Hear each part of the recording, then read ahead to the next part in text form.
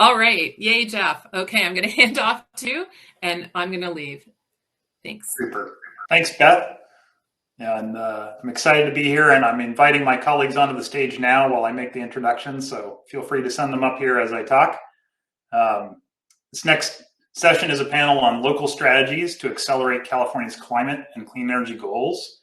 And I'm joined by the heads of 4 prestigious CCAs, each with an impressive track record for procuring clean power, and each with a somewhat different approach. And so as we head into this, I encourage folks to put the questions into the Q&A tab on the right side of the screen. And please say who that question is for, and then we'll answer a few of those questions at the end of the session. And if I can please have my fellow panelists promoted onto the stage. I'm seeing them come on. Tom Habashi was first that I saw, and so Tom leads the Central Coast Community Energy, and they serve the counties of Monterey, San Benito, Santa Cruz, and parts of San Luis Obispo and Santa Barbara counties. And I think I saw Ted next. Ted Bardicke leads the Clean Power Alliance, and they serve 30 cities and the unincorporated areas throughout Los Angeles and Ventura counties. And Jan Pepper has joined us. She leads Peninsula Clean Energy. They serve the 20 cities and towns in San Mateo County since 2016, and they're also gearing up to serve the city of Los Banos in 2022. And I believe if we can get our fourth panelist on here soon, I'll introduce her as well. And so I'll get started, and hopefully we can get our San Francisco representative on stage soon.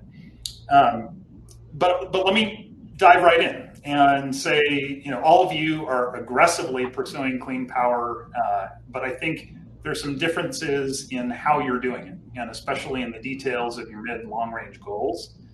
And so for this forum, I'd like to have a conversational style for the most part. I do want to have some opening statements for folks so you can get a chance to get grounded.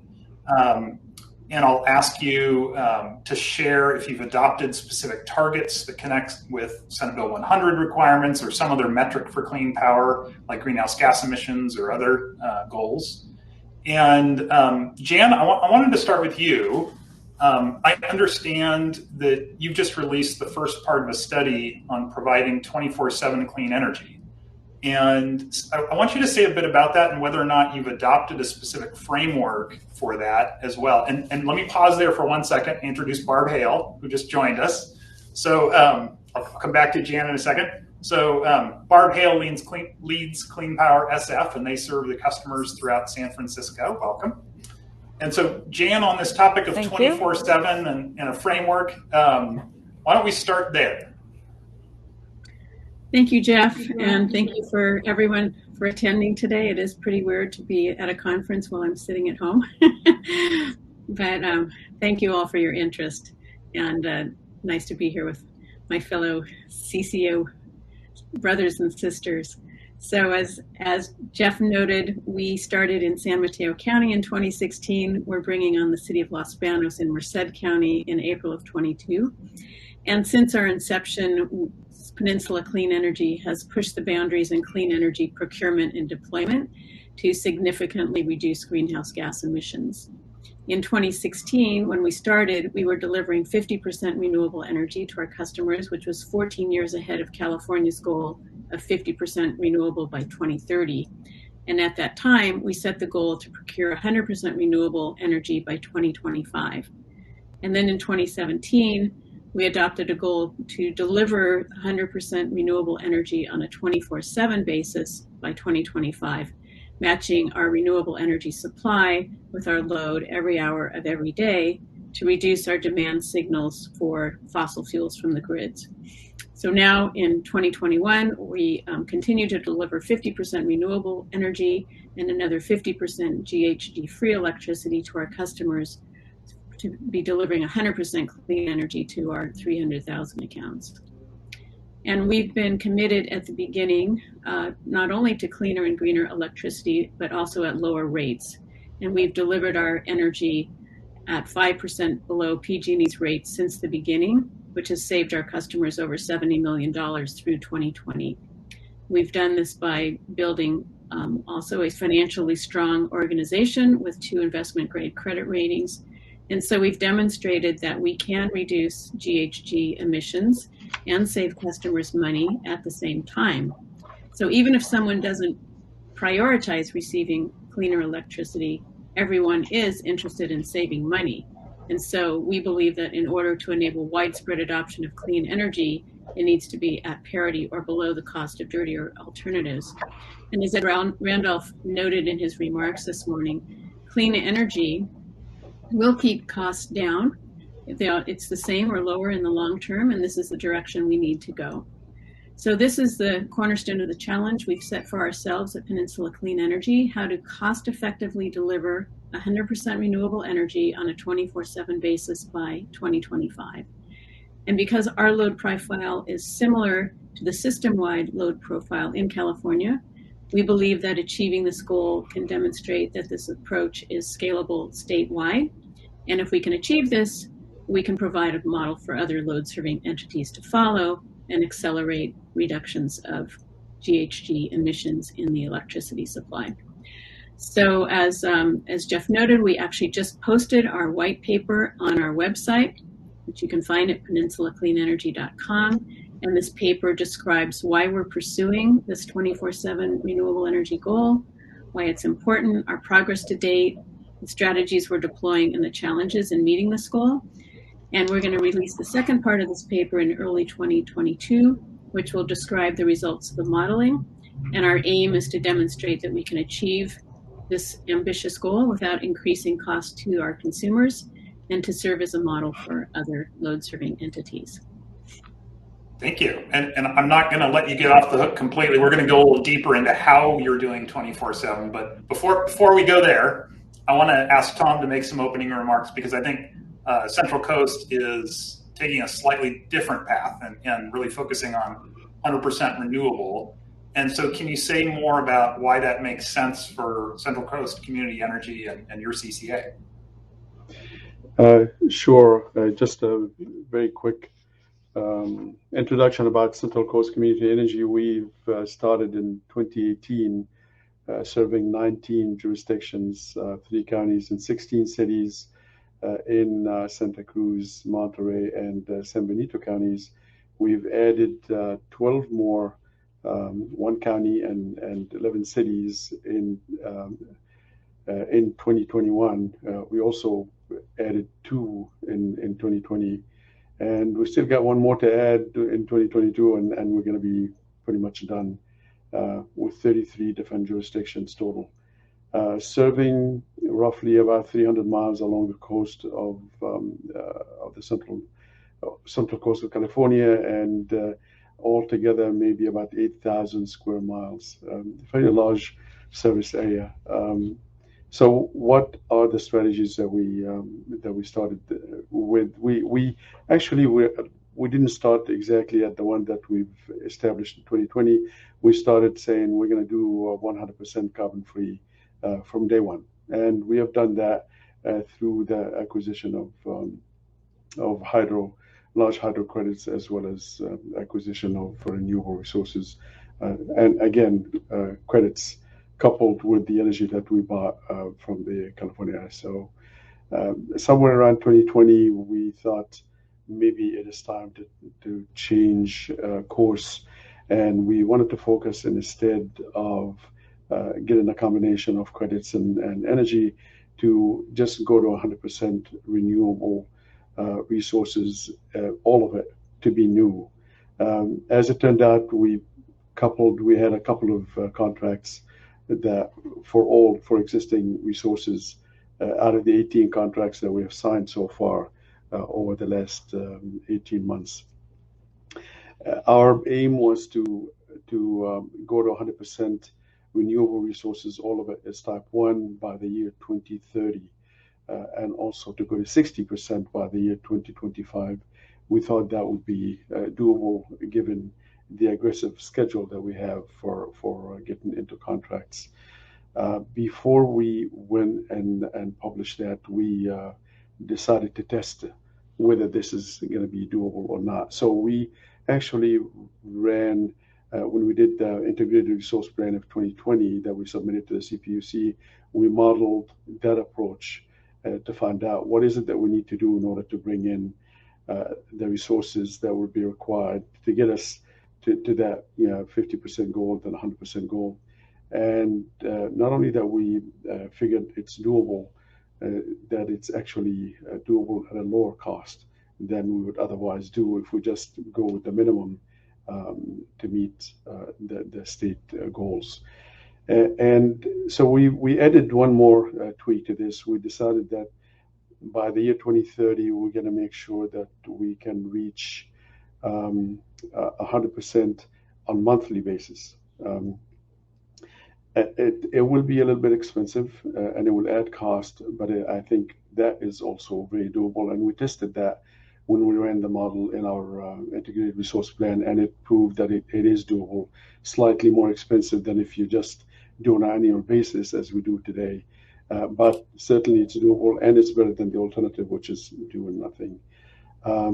I think given where the market prices are at these days, I think we can even do better by 2030, given where the market is at, given where the prices of storage seems to be hitting. I think we're going to be able to do well, and I'm almost certain we'll be able to achieve that goal. We already through the 18 contracts that we've signed into, and I'm going to go very quickly through. We have 9 PPAs for solar plus storage with a capacity of resources of 633 and storage of 201 megawatts. We have 1 PPA that's solar only for 150 megawatt. We have 1 PPA for wind for 33 megawatt. We have 2 contracts with geothermal for 73 megawatts. Tom, let me pause you there so we can get the other folks jumping in, and then I'm going to loop back to you because I do want some of these details, and in particular, be thinking about how offshore wind is factoring into your plans as well. But I want to go to Ted because I know, Ted, you've got quite a few cities that have decided to set their default service to 100% renewables, right? And so is that a pretty core part of your strategy on building your clean power objectives, or do you have some other things that you're working on as well? Yeah, so thanks, Jeff. And just, again, a little background on Clean Power Alliance. We're the default energy provider for the unincorporated areas of Los Angeles and Ventura counties, plus 30 cities within those 2 counties. It's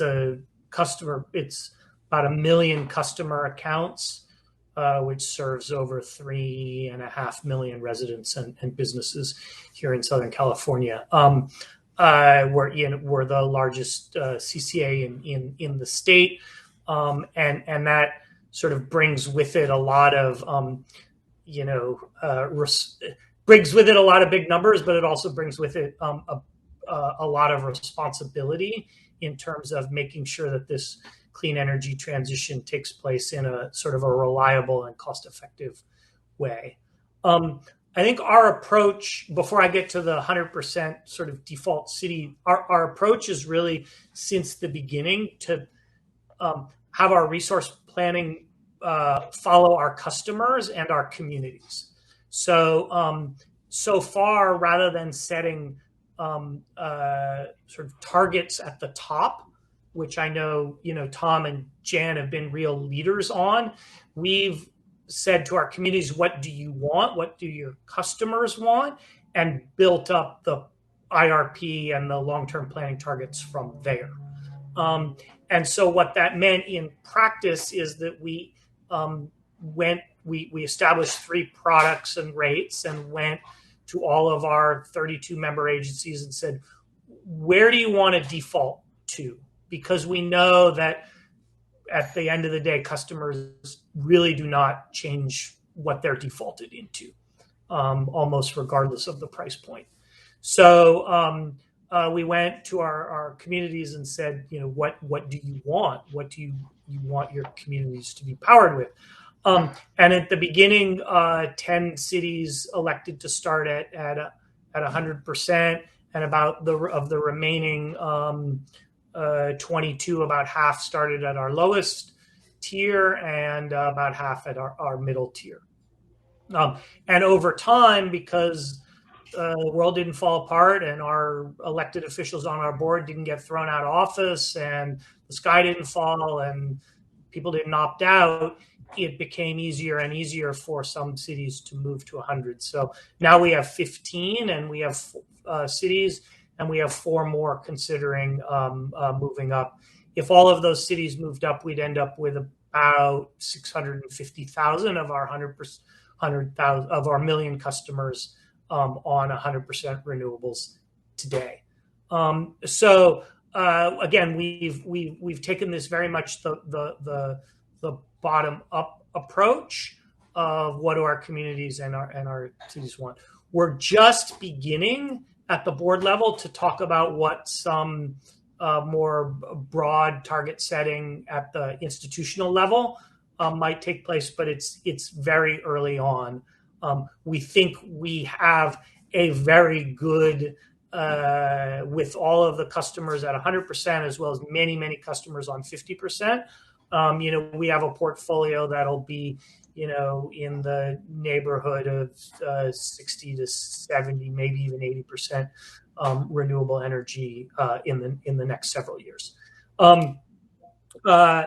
I think the next thing to follow that sort of what do our customers want, what do our communities want approach in the decarbonization is where can we play a role in decarbonizing other sectors other than the electricity grid, right? Our customers want to decarbonize their transportation system. They want to decarbonize their buildings. So that will be the next real focus, is, again, taking that customer-centric approach is say, how do we enable that? And if we can get our buildings on electricity and our transportation on electricity with a portfolio that's 80% renewables, well, then I think we've done a great job. Good, thank you. And I think you're speaking to the choices that communities make with CCAs. And I think there was an early misconception that CCAs were sort of a failed attempt at the Texas open access market. But I think you're illustrating that when communities choose, instead of customers having 17 options of providers, that's the fundamental basis of community choice. So that's exciting to see that. So Barb, how is Clean Power SF tackling this? And have you adopted some mid or long-term targets? And I know when we were chatting before this event, you had brought up the state's loading order and thinking about, not just the supply side of the equation when we're thinking about clean power, but also the load side and efficiency and load flexibility. And so maybe weave that into your response if you can. Sure. Thank you for having me. It's great to see everybody virtually, notwithstanding some of the challenges with the technology platform, but we're overcoming, right? We're persisting. So quick background on Clean Power SF. We started in 2016. We serve over 380,000 customer accounts now. We're a relatively stable program. Unlike some of the other CCAs, we're not growing outside of the footprint of the city and county of San Francisco. That's hometown for us, and that's where we're staying. It's about over 3 million megawatt hours of annual sales, a 550 megawatt peak. Pretty diverse portfolio of supply. A good sized number of long-term contracts. We have over 658 megawatts of clean energy under long-term contract. Those are contracts of 10 years or more. Our total power supply budget between 235 million a year. Like many CCAs, we have 2 program offerings, a default and 100% renewable product. Right now, our default product exceeds 50% California eligible RPS and nearly 100% GHG free. Our goal is 100% clean energy by 2025, and we're on track for that. Our 100% renewable product then would be our product. We have very much a local focus. We're kind of pivoting now that we're stabilized. We've enrolled everybody, a local focus, trying to meet our city's goals for more local elements to the program. developing our disadvantaged communities, community solar and green tariff programs. Those are before the CPUC, the California PUC, for approval. We have a low-income inverter program, for example, where we're helping low-income customers achieve maximize the value of the solar systems that we helped fund. We had a program that incentivized the installation of the solar. Some of these systems are pretty old now, and the inverters are failing. We want to make sure those low-income customers continue to receive the value. So we are implementing a low-income inverter replacement program. And we have a local renewables RFP out on the market, looking to have partners install local renewables on lands that the city owns. And the city and county of San Francisco, the PUC, the San Francisco PUC, operating a water, a power, and a wastewater facility. We're in 7 different counties, so we have land that's quite suitable for development that we'd like to see benefit our Clean Power SF customers. That's part of our local focus. Now, I just talked a lot about things that influence the supply side, our supply budget, our contracts. But as Jeff mentioned, we're also paying attention to the fact that the state has a loading order. The city and county of San Francisco adopted that loading order many years as well. That's prioritizing energy efficiency and reduction in load before we serve it. Now, I think that's an interesting concept as we talk about things like Ted talked about with electrification of transportation and decarbonization. We have these goals as well. Those are things that increase our load, not things that decrease our load. So we in the city, we really want to see, on our future horizon are not just programs that address equity issues and address local development, but programs that address that shrinking the load before you serve it, making sure that we are as resource conservative as we can be as we grow our load to address these new needs. I think, we're all familiar with the pressures on the long haul electric transportation issues, having the capacity, the transmission capacity, having the grid capacity to meet these new needs. We need to make sure we don't forget that we can create some of that capacity by sticking with that loading order priority and making sure we're funding energy efficiency programs and taking advantage of the energy efficiency programs that are already funded by our ratepayers, making sure they're aware of them and they're taking advantage of them, that we're doing the marketing to make sure that they really get their value. Thank you, Jeff. It's good. Well, you've hinted at this, and Ted mentioned it, and Ed Randolph earlier, that what we do with our clean power matters at least as much as producing our clean power. So I certainly appreciate that and know that the last 10% of carbon in the electric grid is probably nowhere near as important as the next 80% of carbon in the transportation sector. So here to that.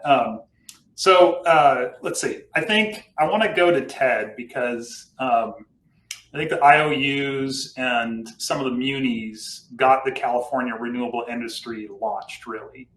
But the integration of renewable sources now that we're increasing the fraction of the grid that's renewable, is really, and ensuring the reliability as we do that task is falling really heavily on CCAs, because now we're in the position of serving major fractions of the state load and almost all of the growth in the state's load.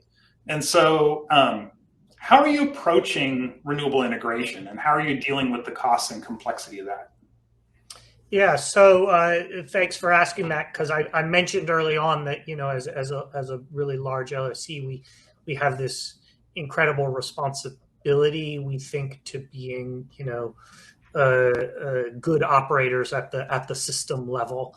And so at the moment, we've been really looking at reliability from a physical standpoint, but also an organizational standpoint. So at the physical standpoint, we're heavily investing in battery energy storage. We're now the 3rd largest purchasers of battery energy storage in the state. And we moved pretty aggressively. So when the CPUC did its procurement order, its first reliability procurement order a couple of years ago, we were assigned, based on our load, an immediate target of 100 megawatts for 2021, and we went out and procured 250. And right away, because we knew it was going to be a challenge, and we knew that project delivery, some of the things that Ed Randolph talked about, were gonna happen. So we've definitely gone big in the battery energy storage system. Like Tom, I think we only have one solar project that doesn't have a co-located battery. And we're now just closed an RFO for longer term duration resources. So we're starting with the pretty proven 4-hour lithium ion batteries, and I'll now be looking at what we do to get some of the longer duration. So there's a real responsibility, and we've gone big there. I just want to also note that there's an organizational responsibility as well, which is we need to be fiscally reliable too. And I think Beth mentioned some of that in her talk about, as we take on more and more grid responsibility, we all as CCAs need to make sure that we're operating and durable, as durable as the physical assets that we're investing in. And so I think when I hear reliability, I hear the physical part, but I also don't want to forget about the organizational, fiscal durability and reliability of all of our CalCCA members. Right, and that fiscal responsibility is across the industry. I think we care about our IOUs and our munis as much as our CCAs here. We want a stable industry. So right. Let me build on this reliability question, because I think it's my view that summer reliability is probably addressable in the next several years with more solar and batteries, because that's a sort of peaky hour-to-hour kind of question. And summer generally has good solar output. And so I think maybe some targeted energy efficiency should be added to that for the late afternoon and early evening loads. But Jan, I want to go to you and ask, how are you planning ahead for reliability in the winter with a highly renewable grid? And when we're thinking about 24/7, that's a particular thorny issue. So if we've got a week or two when it's cloudy and not a lot of wind, how are we going to keep the lights on? How does that work?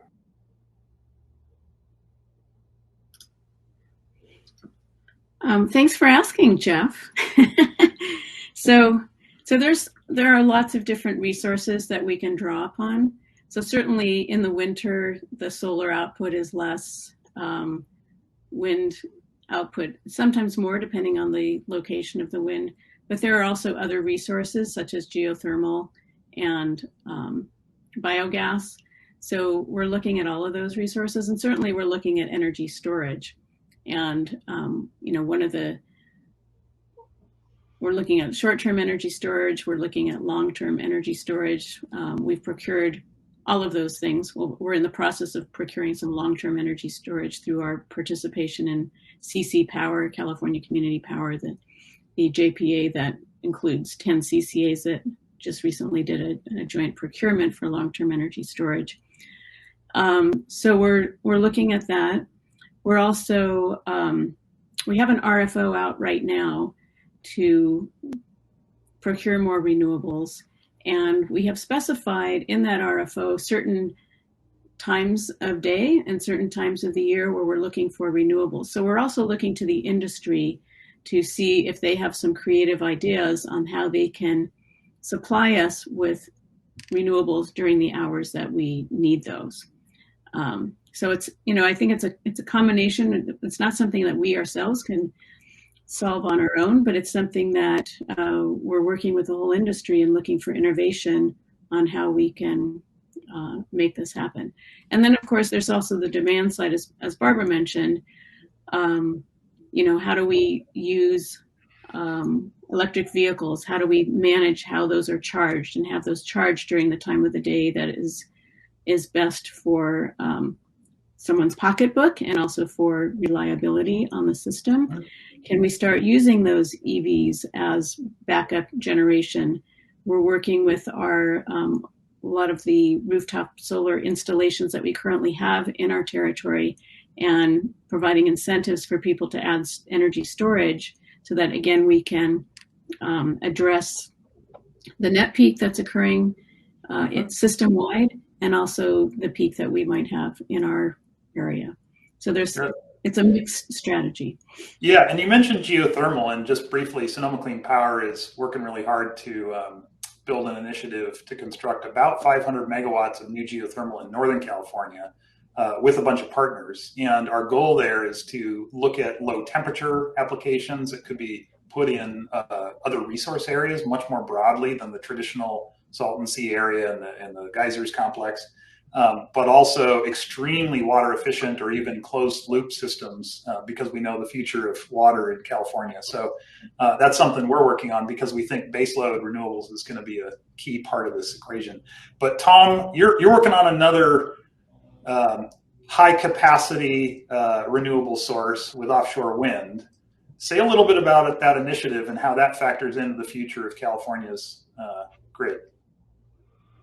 We've signed an MOU with CalCCA Wind, who are actively trying to get a lease down in near Morro Bay to put up to 3 gigawatts of offshore wind. We certainly think it will be a huge complement to the renewable portfolio that we have here in California. So we are doing everything possible to support them in their lease acquisition.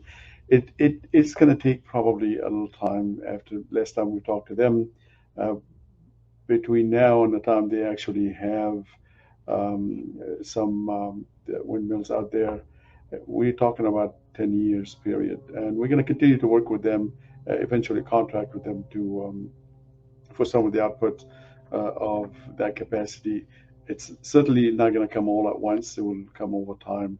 I would probably venture a guess over 20 years they'll be able to get to that 3 gigawatts. It's not going to all come in anytime soon. Most likely it will take about 10 years for anything to be in place. Now this is offshore wind about 30 miles out, and it's floating offshore wind. It's not planted into the bottom of the ocean. It's just floating, and it's an exciting technology. I think it's definitely going to be huge for us along the coast, along the Pacific coast. It is starting quite over on the East Coast now, and there are enough of it in Europe that they obviously have the technology, and it's mature enough that when it comes here, it will make a difference. So certainly we are pushing as hard as we possibly can to bring it in, and the sooner the better, of course. Yeah, my understanding is onshore wind, at least around here, might be running at full capacity, maybe 30 to 40, maybe 50% of the time at best. But offshore is better than that, right? So offshore, the winds are blowing. Do you know how often? It's coming generally at the right time. So it's coming at the time when we are now having issues with ramping up natural gas in order to take care of that 4 to 9 periods. We're going to see more of the offshore wind coming in during that time. I don't want to discount either, because since you mentioned what do we do about the time when these resources should come. We shouldn't really discount the resources that exist throughout the Western grid, by the way. You got plenty of hydro up in the Northwest, and plenty of solar up in Nevada and Arizona, perhaps wind in Wyoming and New Mexico and Utah and Idaho. Probably the point that I want to make is trying to focus on 724 may not be that important as to make sure that you take advantage of the full arsenal of resources that exists throughout the Western grid to achieve that 724 that we are talking about. we don't have to actually do all of it here. We can do 90%, 95%, and lean on the other states as they would lean on us for some of the resources, renewable resources that we're going to have here in California at a time when they need it and when we have plenty of it.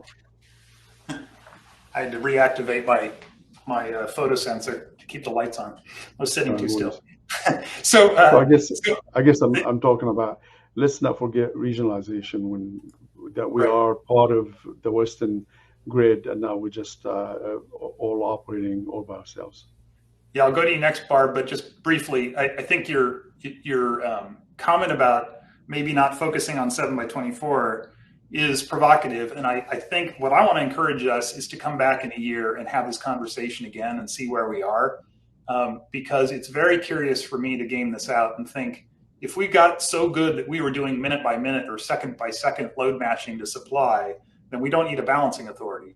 And so there's kind of an interesting question about where is the investment most valuable. And so, Barb, I do want to go to you, and if you want to chime in on this, go ahead. Otherwise, I've got another question for you. Go ahead. Oh yeah, I just wanted to chime in. I mean, I really think part of what I want to draw out the point of nexus, I think, between some of what Tom is saying and some of what Ted is saying about, Ted's talking about our fiscal responsibility, our financial responsibility. And I think Tom's conversation about, all resources, whatever, staying cost effective, being really comprehensive in looking at what our resource choices mean to our cost of service, and understanding that better, and making sure that we don't constrain ourselves to where we're not as cost effective as we want to be. We do have to have that broader view so that we maintain our financial stability and our viability in the market. One thought that triggers for me is that we don't yet have a very effective forum, I don't think, to really propose non-wires alternatives to transmission projects and use the avoided cost to invest locally. For example, producing or absorbing load at times when CAISO says we need it and the CPUC says, it's necessary. And I think that might be one of those forums that really informs our future IRPs, is that it's not just about buying generators. It's not just about energy efficiency. It's also about how we source the funding for those things and how we avoid costs that may not be necessary. So whether that's intrastate or interstate, I think is going to be provocative. And trying to figure out what's affordable. I mean, going back to, I think one of the first panels today where affordability was highlighted, our role is just a piece of that bill. And the affordability picture is bigger than that.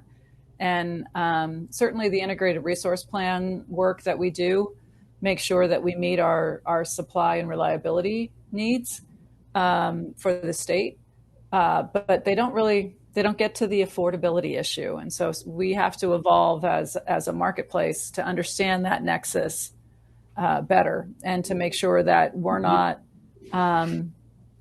undercutting some of the programs or undervaluing some of the programs that could be very valuable to our customers because they address affordability issues. Mm-hmm. So one of the things I think about with community choice aggregators is the community word. And one of the questions I've got for anyone here is, are there ways that local industries or weather conditions or anything that's quite local, but not necessarily generic to California or generic to a whole IOU territory, are informing your procurement plans, your energy efficiency strategies, the kind of customer programs that you run?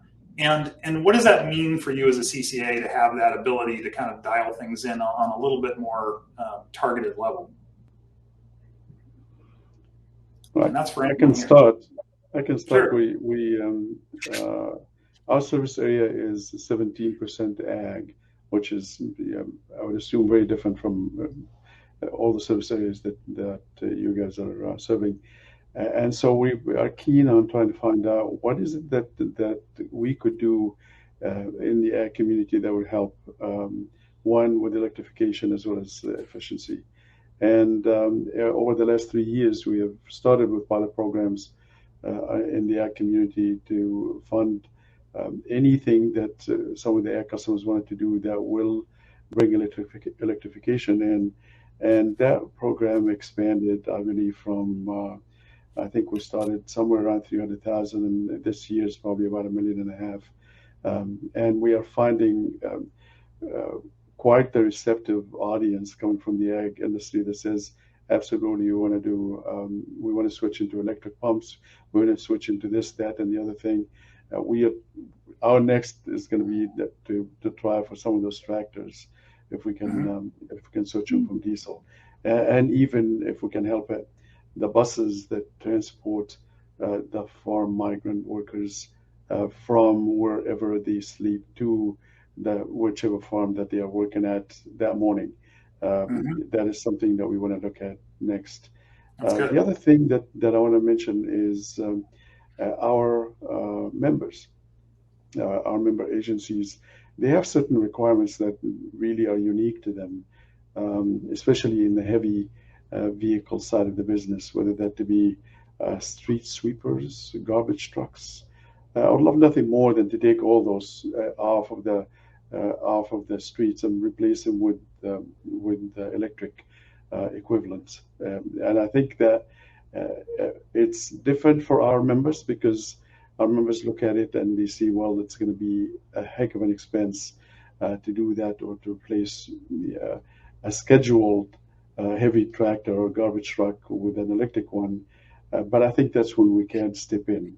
And that is a specific client, and that is also happened to be dear and near to our hearts. So we're going to be putting together a program starting January of next year, I guess next month, to allocate a certain amount of funds of our revenue specifically to address the specific needs or the unique needs that our members have, all of it related to electrification and reducing greenhouse gas. That's good. Does anyone else want to take that, or Yeah, let's do one more on that question? Okay, we'll do two more, and then we'll move to another one. Go ahead, Jan. Yeah, I think this is one of the unique things about CCAs, and one of the really fun things is that because we focus on our local communities and each area is so different, that we're able to focus on specific things. Like Tom is focusing on the ag community. For us in Peninsula, we're a pretty urban area, pretty kind of tech-centric, a lot of bio, pharma type industry, especially in South San Francisco. So they're very specific. So unlike an IOU that kind of has to do a broad brush over everything, we can put together programs that meet the needs of our specific communities. And for us, we're focusing on reducing greenhouse gas emissions and specifically looking at transportation. How can we, when we look at the county of San Mateo, the biggest contributor to GHG emissions is transportation, followed by buildings. So we're doing a big push to get EV chargers installed. We have a goal to get 3,500 EV chargers installed at workplaces, and particularly in multi-unit dwellings. About 50% of our housing stock is apartments or condos, and people who live in those types of housing, it's very difficult sometimes to be able to charge your car. So we're really going after that. How do we get charging infrastructure there to make it easier and more convenient for people to feel comfortable to have an electric vehicle?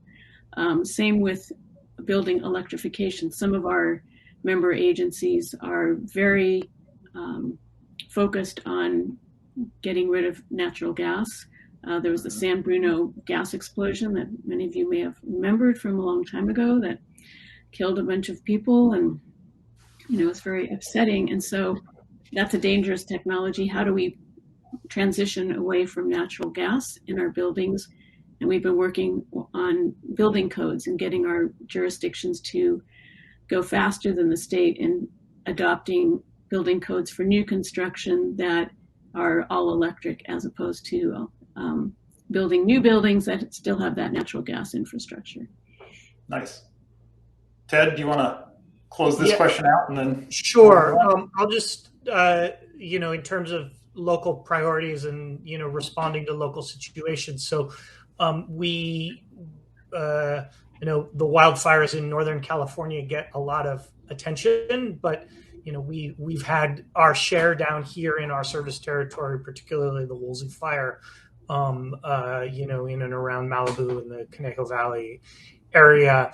We're also subject to a lot of public safety power shutoff events, but also increasingly not in those high fire risk or high wind areas. We see just climate vulnerability as a big issue. The LA County just issued a study about, about a half of our population is vulnerable to some form of climate change impact, and disproportionately impacting low income and people of color. So so we just look at that diagnostic of our service territory, and have launched a program called Power Ready, where Clean Power Alliance is taking on the responsibility of installing a clean energy backup power system in a critical facility in each one of our member agencies. So that may be a city hall or an emergency operations center or a library that's a cooling center, or some place where we can enhance community resilience while deploying also clean energy systems. And so what we're doing is we're aggregating this need with a solution that by aggregating would be a lot cheaper, more efficient, more effective than each one of our member agencies trying to go out and do this type of project on their own. We hope to issue an RFO in the first quarter of next year for, somewhere between 20 and 30 of these backup power systems powered by clean energy, to really reduce, vulnerability in times of community stress, which we know will increase with climate change. That's fantastic. And it triggered a quick thought. PG&E and Sonoma Clean Power are partnering on what PG&E is calling remote grids, which are, if you got 3 or 4 residential customers that are at the end of a 1.5 mile long line through high fire threat area, maybe we ought to go talk to them and see if we can build them a little off-grid system that's super reliable, and then decommission all those overhead lines. And the first project on that is pretty far along, so I'm excited about that being kind of a local issue. So Barb, I'll give you the first crack at the next question, but this will be open for anyone too. This is a policy wish. So you're all moving very fast, but not everyone is. And so what one single change in policy could shave maybe 10 years off the timeline for the whole state of California reaching the goals of Senate Bill 100 in a responsible way? So, maybe to reach 100% renewable and carbon-free by 2036 instead of 2046, or something equally ambitious. What's your policy wish? And this has not been tossed out to anyone in advance. This is a surprise question, so take a second. Yeah, that's kind of a big, beefy surprise there, Jeff. I told you there'd be a surprise. Yeah, anything that's going to lower our costs, right? That's what I would focus on. I don't know what the answer is, but that's where I would want to go, because if it's going to lower our costs of doing business, that'll give us more margin to accelerate where we're going. Jan, I see Jan's anxious to answer. Jan, go ahead. Kind of drawing on what I heard this morning, I think financing. So, which goes with reducing our costs, and having the financing match the term over which the benefits are going to occur. So I'm just borrowing from something someone mentioned this morning, but we've been looking at that too. It's like, if you want someone to replace their space heater in their home with all electric rather than gas, it's really expensive. And most people don't have the money to do that. But if you can finance it over time, so that the savings that you get from hopefully being more efficient help to pay for the equipment, and it's amortized over the life of that equipment, then it makes it easier to do it. So I think that might be one area where we could try to focus some work. Okay, so we need the next better version of base financing. That's what I was going to say. The challenge, like with PACE, was really, that was hard with PACE. But if you structured it as like a rate stabilization kind of a thing, and maybe partnered with your buildings requirements, so it becomes a requirement at point of sale, but you give the financial help to make it happen. Mm-hmm. That could be great. There's a lot of local jobs in that too. Okay, Tom. Yeah. Jump in here, Tom. I was going to suggest another provocative thought, and if you are suggesting what policy should the governor or the legislators adopt in order to help speed up the process of bringing in renewable resources, I would suggest that the policy would be using less sticks and more carrots. And we have seen in the past now a couple of years, and you're all very aware of it, we get these requests or sort of mandates to put in so many megawatts or have so much RA in certain times when it's almost impossible to bring them in.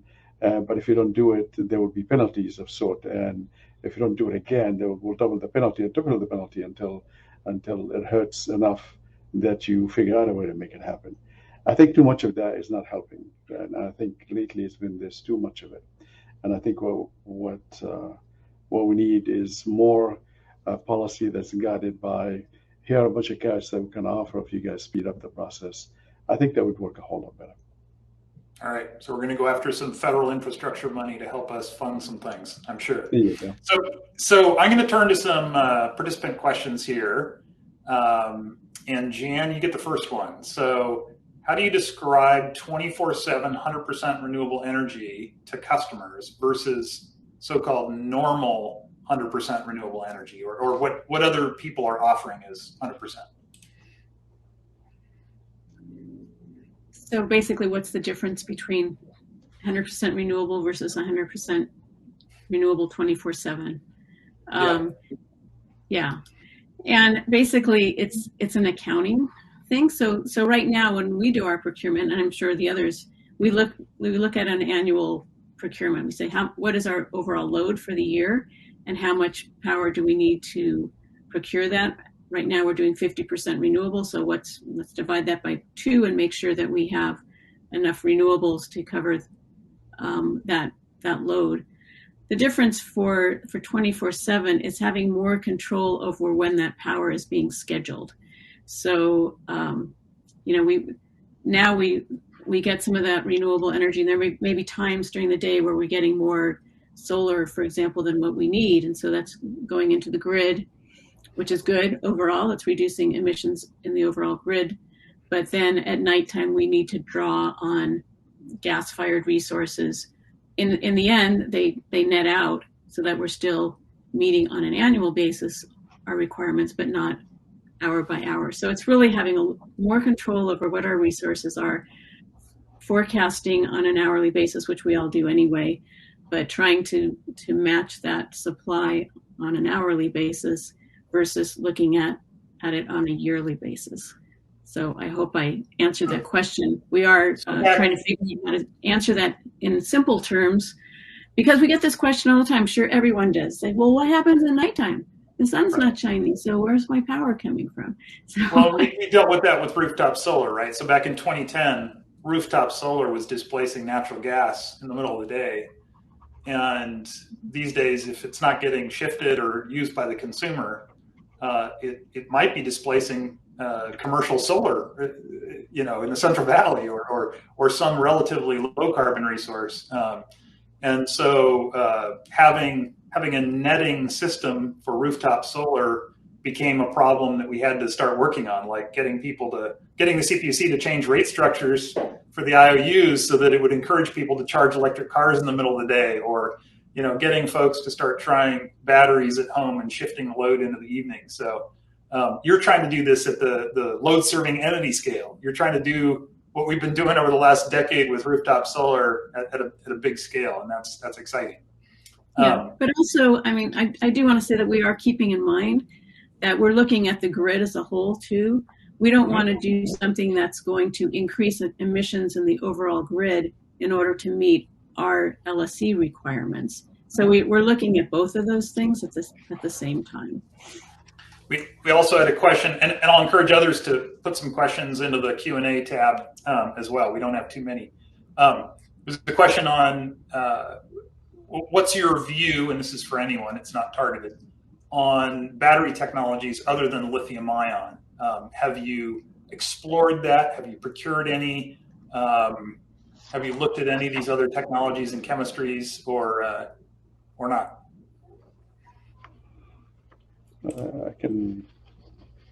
I can answer for us. We've just signed 3 different contracts for a total of 32 megawatts for vanadium batteries, and they're more than 8 hours, I think, for 8.3, something like that. And that's not the first one. We are in discussion with another vendor for a much larger capacity for storage. It's less efficient storage than lithium ion, but certainly it can be as effective in dealing with having to charge and discharge at the right time. So that's another thing we're working on. We're hoping that over the next 3-4 months we'll be done with our contract and bring that resource eventually to the fold around 2026. That's good.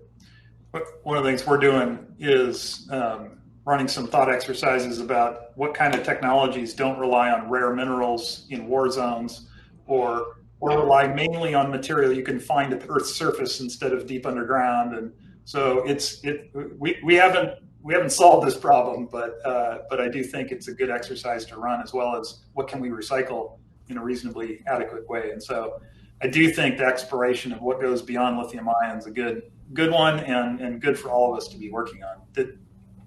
Barb, were you looking to jump in? I just wanted to chime in and say, I think, Jeff, you're just reminding me of something I've always thought, and that is that there's no benign technology. Renewables are better, but there's still an impact, and it's always good to remember that, which kind of brings me back to the loading order point again, and looking at shrinking load before serving it. But Tom, I'd really love to understand if you're doing anything in your contracting to address any performance concerns you might have about some of these technologies. You're breaking some ground, and I'm wondering if you have any insight to share with folks on how you're addressing what might be some risks or performance. Yeah, sure. risks. We have contracted so far for as far as storage for 9 different PPAs for solar plus storage, and we have 4 more contracts for storage only. And we spent quite a bit of time, invested quite a bit of time, along with Silicon Valley Clean Energy, by the way. They were partners in all of those 9 contracts, in defining how the storage facilities will work and assigning responsibility to the project operator, that if the efficiency of the especially lithium ion and others, if it falls below a certain point, then there will be associated reduction in payment, and it's quite a bit of an involved calculations, but we spend enough time. We made sure that those folks will always keep the storage capacity at the contracted value, even if they have to come back and start replacing some of those cells, which of course they will have to do anyway, because especially with lithium ion, they do degrade and they constantly will have to be fixed up. And if they're not operating at a certain capacity factor, then we will stop paying until, of course, the developers go and do what they need to do to bring them back into the right capacity. So we looked at just about everything that we can look at. I think the first contract that we put together took at least 9 months to negotiate, because you had to go back and forth in this amount of time. But once we had one, that became the model for all the other contracts that we signed after that. That's good. We've got a question from former Commissioner Byron. He congratulates all of you on what a great job you're doing transforming electricity customers in California. But he's looking for a short response from each of you on how important are your energy programs, and I think he's talking about customer programs, energy efficiency, load flexibility kinds of programs. So do you want to highlight maybe one thing that you haven't mentioned so far in response? And this is for each of you. I'm happy to jump in. Hi, Jeff. A good friend too. So our energy programs are really important for reducing our carbon footprints or reducing greenhouse gases, because we're focusing on transportation and buildings. And for us, those are transportation's probably 40% of the GHG emissions now for our communities, and buildings is 30 to 35%. So we're trying to identify those programs that would have the kind of the biggest bang for the buck for some of them. Others that address equity, how do we make sure that we're bringing these programs to people who don't have the means otherwise? So we have some programs for home upgrades for low-income communities, because if your house has mold issues or the roof is leaking or things like that, you need to get all of those things fixed first before other energy efficiency programs or measures can be implemented. So we have a mix of things and it's really important to us and to our board. And Jeff Byron's clarifying in relation to carbon reduction. So programs in relation to carbon reduction, I think Jan, you already went there. So anyone else want to jump in? Yeah, I'll say also, like Jan, I think, our customer programs at the end of the day are probably what define the brand as much as anything that we do systematically around clean energy. For better or for worse, that's sort of, it's important organizationally, in addition to the impact that it delivers. Recognizing that, we went through as we launched, we went through a year-long planning process to develop a 5-year local program strategy. And all of it relates to decarbonization at one level or another. And so, there's 3 verticals in it. There's grid reliability that's, around demand response and resiliency. There's electrification, both of transportation and buildings. That's the second. And then the third area is about local procurement, which may not be, an electron's an electron. It may not matter where a clean energy facility is built in terms of decarbonization, except for the fact that it builds local support for continued political traction around clean energy. And so I don't necessarily want to take and just say it's all about the physical decarbonization, but we need to build projects in our local communities to continue to attract and build the political support for continued progress. And so that's where our 3 verticals sort of ended up, responsibility to the grid, electrification, and then building projects in our local communities. Nice. Barbara, Tom, do you have something for this? Well, sure, I would just chime in with... Now go ahead, Barbara. I'm sorry. I'll finish. Sorry. I would just chime in with a big yes. They're important to decarbonization. An example for us is the heat pump water heater program that we are implementing. We're not unlike other CCAs.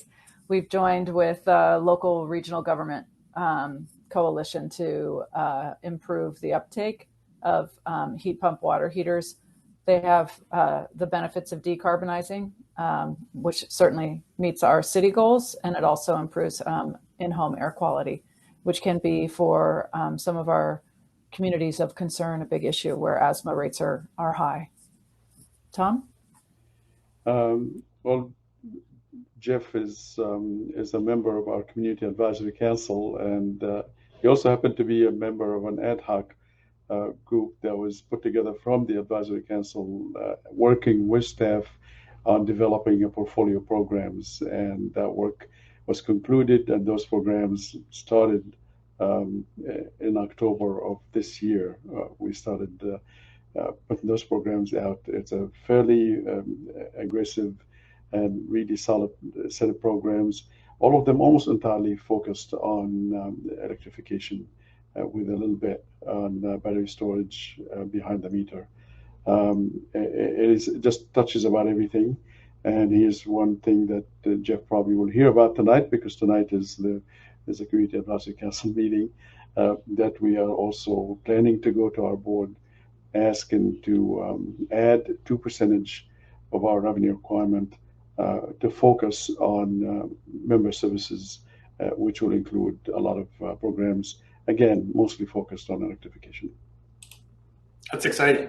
I'll add on that for Sonoma Clean Power, we've got a partnership with the California Energy Commission, and we built a 10,000 square foot center in Santa Rosa. It's our Advanced Energy Center, and it's dedicated to helping homeowners retrofit their homes top to bottom to go all electric and then power it with 24/7 clean, locally produced renewable energy. We've got a product ourselves.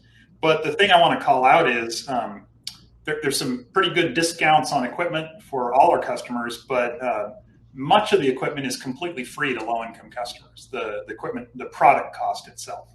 So they pay for the installation cost, and then we help them finance that on their electric bill at 0% interest. And the takeaway for me for other CCAs is, in a low interest rate environment, providing zero interest loans is almost free.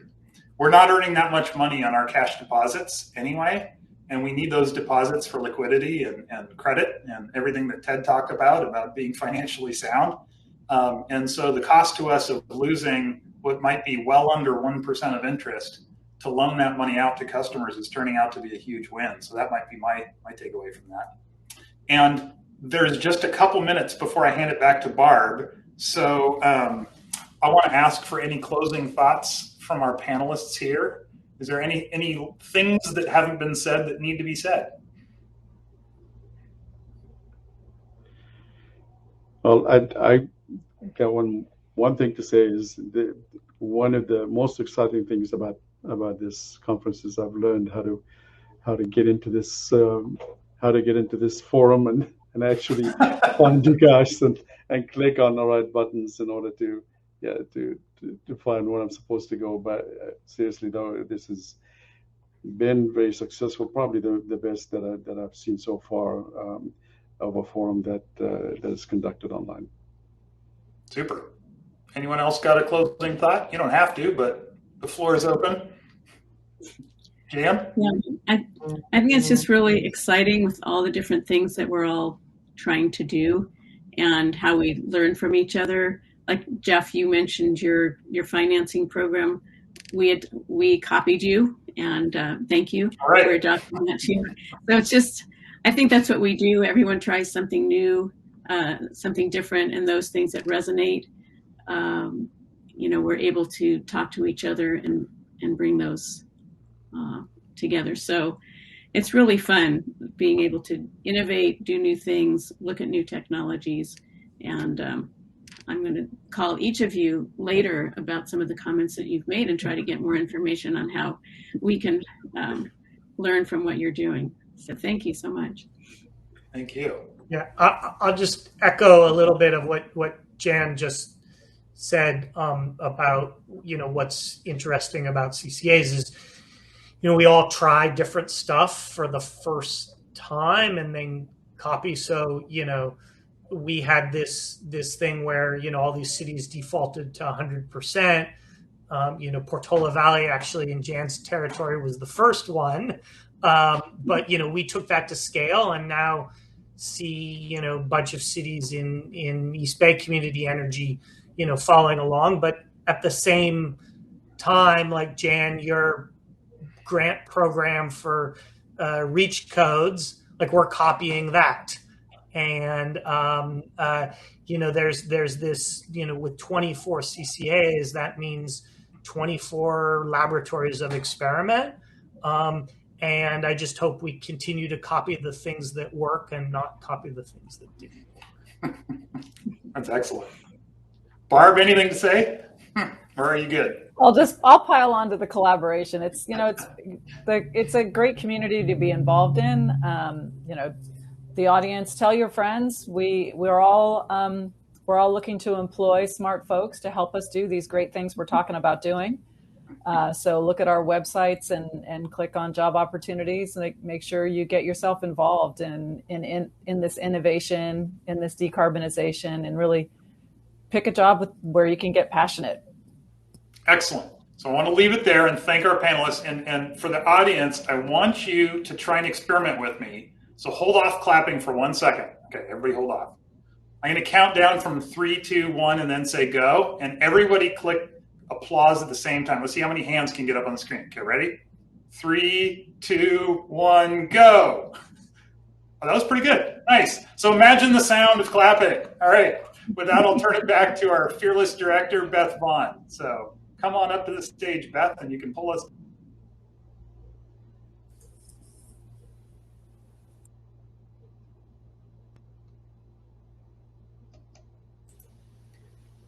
All right, I'm up here. I think they're taking folks down one by one. That was fantastic. I have to say, I feel so fortunate that I get to spend time with all of these wonderful people with great minds. Those were members of the CalCCA board of directors. We have 15 directors on the board, and every month we have a board meeting. And I feel like I spent a lot of time with these folks, but every time, I sat here and I learned things I've never heard of before. So I would agree with what the entire group said. It's the collaboration, it's the innovation, it's the laboratories of experimentation. Super exciting. And I agree, there are a lot of amazing job opportunities. So have a look, scan LinkedIn, check social media, check our website, CalCCA webpage, devoted to that links to all of the CCAs and all of the job opportunities that are out there. So again, thank you, Jeff, Barb, Jan, Ted, and Tom. Great panel.